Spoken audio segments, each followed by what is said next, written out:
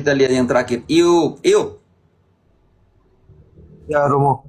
Iup, silakan. Katolik, Protestan. Jangan lebih tepatnya simpatisan, no. Oh, bukan Katolik, bukan Protestan. Iya, Katolik yang, Protestan yang menuju ke Katolik lah, Romo. Engkau tidak jauh dari kerajaan surga, maksudnya seperti itu. Oh, domba-domba yang hilang yang mulai pulang. Yang akan Iya, benar. mengatakan, Bapa, aku telah berdosa kepadamu dan kepada surga. Begitu. Betul. Betul, Oke, Romo. bantu kita baca ayat ini untuk dia. Saudaraku, karena saya pikir ketika mereka tidak tahu jalan pulang, jangan tutup jalan pulang untuk mereka. Irlin bantu dulu. Lukas 15 ayat ketiga mulai. Banyak. Jangan jadi ahli Taurat, jangan jadi orang Farisi yang membuat orang lain tidak pulang untuk ke rumah yang benar dan cari rumah yang benar. Tolong Lukas Bapak Pendeta 15. dong, Bapak Pendeta dong, dimanapun kalian yang mendengarkan ini. Jangan menjadi penghalang orang untuk ada di rumah yang benar. Lukas 15 mulai dari ayat 3. Lukas 15 ayat 3. Lalu ia mengatakan perumpamaan ini kepada mereka. Siapakah di antara kamu yang mempunyai 100 ekor domba, dan jikalau ia kehilangan seekor di antaranya, Tahan dulu. tidak meninggalkan. Dia kehilangan seekor, 99 yang baik. Satu yang jalan, tidak tahu dia di mana. Mau jalan sendiri karena kebebasannya, karena mau menikmati dunia, urusan dia. Tetapi Yesus omong kepada siapa? Baca ayat 1 dan 2. Para pemungut cukai dan orang-orang berdosa biasanya datang kepada Yesus untuk mendengarkan dia. Ada persoalan di situ. Ada persoalan di situ. Maka Yesus, Maka bersungut-sungutlah orang-orang Farisi dan ahli-ahli Taurat. Katanya, ia menerima orang-orang berdosa dan makan bersama-sama dengan mereka.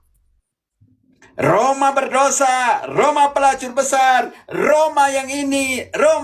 Sama seperti ahli Taurat dan orang Farisi. Emosi karena ada orang berdosa yang mau omong dengan Yesus.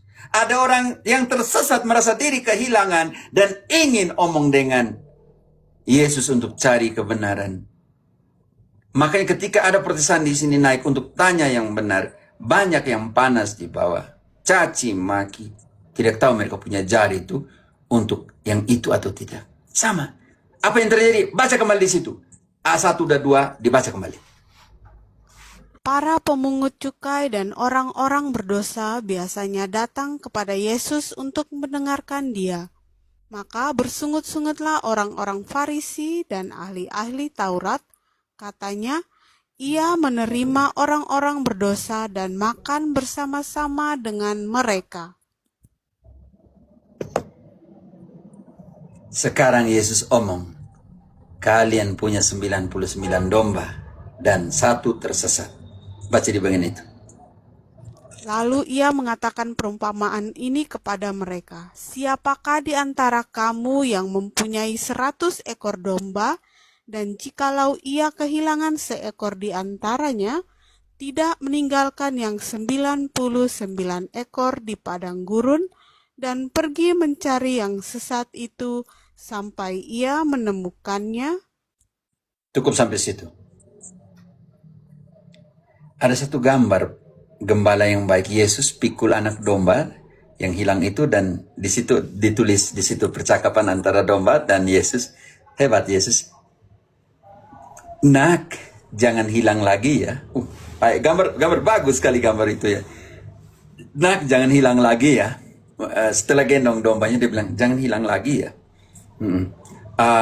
Teman-teman Katolik banyak, teman-teman di kantor, di perusahaan, di pabrik, atau di lapo. Mereka tidak tahu yang benar seperti apa. Mungkin selama ini mereka jalan dan percaya saja orang omong. Jangan lupa dekati mereka. Omong tentang Yesus, omong tentang Ekaristi, omong tentang sakramen, omong tentang gereja kepada mereka. Jangan lupa. Tetapi ada mereka seperti Iop ini, seperti anak yang hilang. Bantu dulu di ayat ke-18. Ayat 18. Aku akan bangkit dan pergi kepada Bapakku dan berkata kepadanya, Bapa, aku telah berdosa terhadap sorga dan terhadap Bapa. Kenapa? Turun kembali ke ayat 15. Kenapa?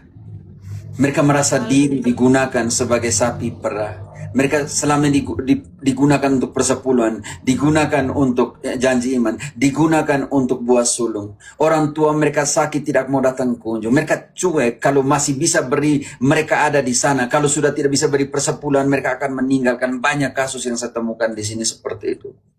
Ayat 15 baca. Lalu ia pergi dan bekerja pada seorang majikan di negeri itu. Orang itu menyuruhnya ke ladang untuk menjaga babinya. Disuruh, dipekerjakan dengan cara seperti itu. Diperas dengan cara seperti itu. Cari Yesus tetapi diperas dengan cara seperti itu. Mau selamat tetapi harus bayar persepuluhan. Harus kasih janji iman. Harus kasih buah sulung. Sama seperti anak sulung itu. Anak bungsu itu. Disuruh ke sana sini. Kalau kamu mau selamat toh. Kalau kamu makan toh. Ternyata lanjut ayatnya. Dia tidak mendapatkan apa-apa. Dia hanya mendapatkan makanan untuk itu. Lalu ia ingin mengisi perutnya dengan ampas yang menjadi makanan babi itu. Tetapi tidak seorang pun yang memberikannya kepadanya. Ketika mereka punya masalah, dia akan ditinggalkan. Banyak. Ketika orang tua mereka sakit, orang tuanya dulu ngeri sekali, banyak kesaksian juga. Yang rajin bayar persepuluhan, ketika mereka sakit, hilang semua. Mana? Datang kunjung tidak. Datang kunjung ketika hanya bisa bayar persepuluhan. Datang kunjung engkau di sekolah tidak namamu disebut di ibadah. Belum bayar persepuluhan ini. Belum janji iman, belum dibayar. Belum ada ini. Kesian. Kesian sekali. Sampai kepada kesadaran dari anak itu. Ayat ke-18. Aku akan bangkit dan pergi kepada Bapakku dan berkata kepadanya, Bapa, aku telah berdosa terhadap sorga dan terhadap Bapa. Aku tidak layak lagi disebutkan anak Bapa. Jadikanlah aku sebagai salah seorang upahan Bapa. Teman-teman yang Protestan yang mulai cari kebenaran, mereka dalam tahap ini. Tahap selanjutnya, mereka akan memutuskan ayat selanjutnya. Maka bangkitlah ia dan pergi kepada bapaknya. Ketika ia masih jauh, ayahnya telah melihatnya, lalu tergeraklah di situ. Mereka yang akan memutuskan. Bangkit dan kembali ke rumah. Selamat datang untuk yang telah datang. Selamat datang juga karena rumah Bapa ini menantikan kalian. Dan ketika Bapa melihatmu pulang, lanjut. Apa yang dibuat? Maka lalu tergeraklah hatinya oleh belas kasihan. Ayah itu berlari mendapatkan dia, lalu merangkul dan mencium dia. Tolong saudara-saudari Katolik, buka hatimu, terima dengan tangan terbuka, perhatikanlah. Bapa menerima, memeluk, mencium dalam pengertian selamat datang engkau yang telah hilang, engkau yang telah jauh, engkau yang telah mati, nanti kita lihat dibangkitkan kembali. Sekarang di hadapan Bapa, di dalam rumah yang satu dan sama itu, anak itu katakan apa ayat 21? Kata anak itu kepadanya, Bapa, aku telah berdosa terhadap sorga dan terhadap Bapa. Aku tidak layak lagi disebutkan anak Bapa. Ingat, di situ ada dinamika. Yuk, di ayat ke-18, ginting, engkau ayat 18, di situ ada frase dari ayat 18 yang tidak diulangi oleh anak di ayat 21. Baca ginting ayat 18. Erlin, engkau baca ayat ke-21. Tidak tahu ginting masih sibuk type atau tidak. Ayat 18, Kapris. Lukas 15. Lukas berapa? 15 ayat 18. Aku akan bangkit dan pergi kepada bapakku, dan berkata kepadanya, Tahan dulu. Dan berkata. Frase pertama dari berkata. Bapa, aku telah berdosa terhadap sorga Tahan. Berdosa kepada surga. Yang kedua. dan terhadap Bapa. Ketiga. Aku tidak layak lagi disebutkan anak Bapa. Dan keempat. Jadikanlah aku sebagai salah seorang upahan Bapa. Iup, yang keempat ini tidak diulangi ketika dia berhadapan dengan Bapa. 21. Irlin. Kata anak itu kepadanya, Bapa, aku telah berdosa terhadap sorga dan terhadap Bapa. Tahan dulu. Kita masih hitung nih. Aku telah berdosa kepada surga. Yang kedua. Dan terhadap Bapa. ketiga. Aku tidak layak lagi disebut anak Bapa. Keempat hilang. Tidak diulang di situ. Iup. Pesan teologis. Di situ selanjutnya ada bilang, jadikanlah aku sebagai salah seorang hambamu. Gak. Nggak ada. Pendeta tidak baca teliti di situ. Pesan teologi. Iup. Engkau anak Allah. Tidak bisa diturunkan dalam status ke bawah sebagai budak. Sebab tidak ada ex bapa, tidak ada ex mama dalam hidup. Dan tidak ada ex atau mantan anak. Relasimu abadi sebagai anak dan dia sebagai bapa. Makanya baca kitab suci teliti sedikit teman-teman. Oh sama, tidak. Di situ ada 2 ayat 18 itu ayat yang bagian keempat akan dihilangkan. Macam tidak diulangi di dalam ayat 21. Kenapa? Karena pesan teologi. Seorang anak tidak akan pernah menjadi budak dari bapaknya. Apapun hancur hidupnya. Apapun jelek. Mama tidak akan mengatakan, karena kau pencuri, kau pembunuh, saya punya mantan anak. Sekarang kau tidak menjadi anakku. Tidak akan pernah itu. Yuk. Baca ayatnya, Irlin, lanjut ke 23. Dan ambillah anak lembu tambun itu, sembelilah dia, dan marilah kita makan dan bersuka cita. Karena apa? Sebab anakku ini telah mati dan menjadi hidup kembali. Yang kedua. Ia telah hilang dan didapat kembali. Maka mulailah mereka bersukaria. Dia hilang dan didapat kembali. Dia telah mati dan dihidupkan kembali. Iup, hanya orang hilang yang mencari jalan keluar. Yep, oh.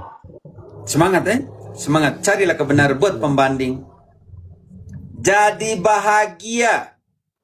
Sangat penting. Jadi bahagia dalam hidupmu. Ada kesaksian. Dia bilang, Romo, saya ini waktu jadi Protestan itu. Saya tidak mau kasih tahu dari denominasi mana. Setiap saya terima gaji ini, lebih dari setengah ke gereja. Tapi setelah saya Katolik, saya punya gaji ini.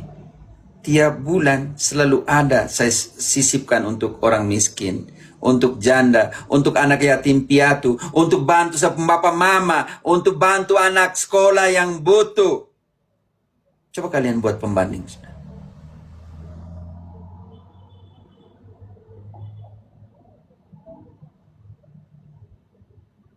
Agama yang murni.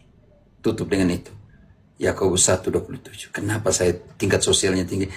Karena tidak tahu kenapa. Karena dari kecil saya tuh sampai tebang pohon pisang tebang pisang di kampung itu untuk membawa itu kasih orang. Itu mereka teriak dari rumah, dari atas bukit, untuk siapa? Saya cuek, saya punya pikul pisang. Kasih orang. Yakobus 1 ayat 27. Agama yang murni dan yang tak bercacat di hadapan Allah Bapa kita ialah mengunjungi yatim piatu dan janda-janda dalam kesusahan mereka, dan menjaga supaya dirinya sendiri tidak dicemarkan oleh dunia. Erlin, 1 Korintus 9 ayat ke-18. Yuk, upah pewartaan. Kita lihat upah pewartaan di sini. 1 Korintus 9 ayat 18. Kalau demikian, apakah upahku? Upahku ialah ini, bahwa aku boleh memberitakan Injil tanpa upah, dan bahwa aku tidak mempergunakan hakku sebagai pemberita Injil. Yuk, apa ke upahku? Upahku adalah mewartakan Injil tanpa upah. Dan aku tidak menggunakan hak kerasulanku, hak ministerialku, yang ada di ayat 13 dan 14. Hidup dari altar, hidup dari mimbar sabda. Dan itu Paulus, aku tidak menggunakan itu. Yang terima gratis, berilah gratis. Teman-teman, berapa kali saya bilang, bayar Zoom, bayar pengajaran, berapa kali? Ada satu kekecewaan yang saya miliki dalam hati. Ketika saya dikatakan berteman dengan kalian untuk peras uang kepada kalian. Malu, saya malu. Yang kejadian tadi malam, saya sangat sedih karena yang selama ini saya kumpul 15 hari pewartaan itu supaya bisa bagi dengan yatim piatu. Dan akun saya tidak bisa live sampai 2031. 15 Juni 2031 jam 10 pagi. Harus tunggu 5 tahun untuk bisa live. Karena ketika live dengan anak yatim piatu tadi malam, waktu kalian dibawa di report dengan kata-kata seperti ini. Eksploitasi anak di bawah umur. Maka saya sudah lakukan 3 kali banding, tapi tetap ditolak. Minta maaf ya teman-teman. Saya satu orang yang tidak viewer, mau 5 orang ada di room saya mengajar, tidak masalah. Saya tidak, hanya kecewa tadi malam karena begitu banyak teman-teman dari pantai asuhan yang sementara mau minta naik. Dan engkau tahu tidak yuk, yang Katolik itu hanya 2 pantai asuhan, yang lain semua saudara-saudari kita pantai asuhan dari Protestan. Itu yang saya kecewa. Nama kemanusiaan, nama kasih, belas kasih, panggilan untuk perbuatan baik, hal-hal kecil seperti itu. Ayat tadi mengatakan kunjung yatim piatu dan janda dalam kesusahan mereka. Kita tidak tahu mereka tinggal di mana. Mereka ada TikTok, gunakan itu, salurkan mereka. Mulai dari sekarang, persepulanmu ada di sini. Gajimu 1-2 kantong beras sembako untuk orang-orang miskin, oke? Bantu itu. Beri itu. Suruh latih anakmu. Kalau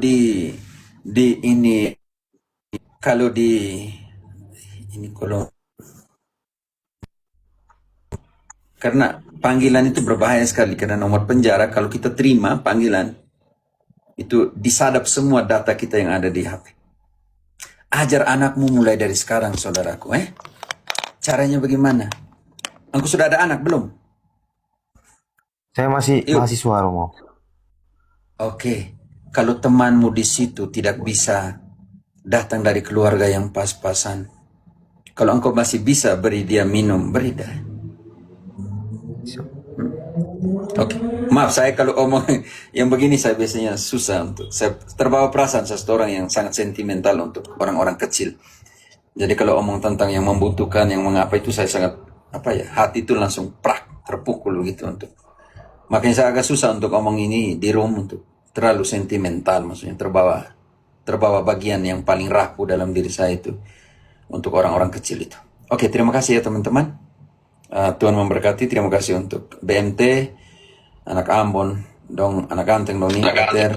Hormat, terima kasih banyak. Yo, Terima kasih Romo. Tetap semangat. yo. Terima kasih Terima kasih Romo, untuk tetap semangat. Erlin, untuk Iup, untuk yang Elektro, untuk semua yang tadi, untuk Sandra mungkin disuruh tidur kesian jam begini di Singapura. Makasih Terima Romo, kasih. makasih semuanya. Yo, terima kasih. Oh ya, Sandra masih di bawah aja. Oke, terima kasih untuk IDC. Dia sambil buat rosario pasti untuk supaya jangan ngantuk. Dia pasti buat rosario sambil lihat di bawah juga. Terima kasih. Saya tutup dalam nama Bapa dan Putra dan Roh Kudus. Amin. Nanti saya infokan kalau memang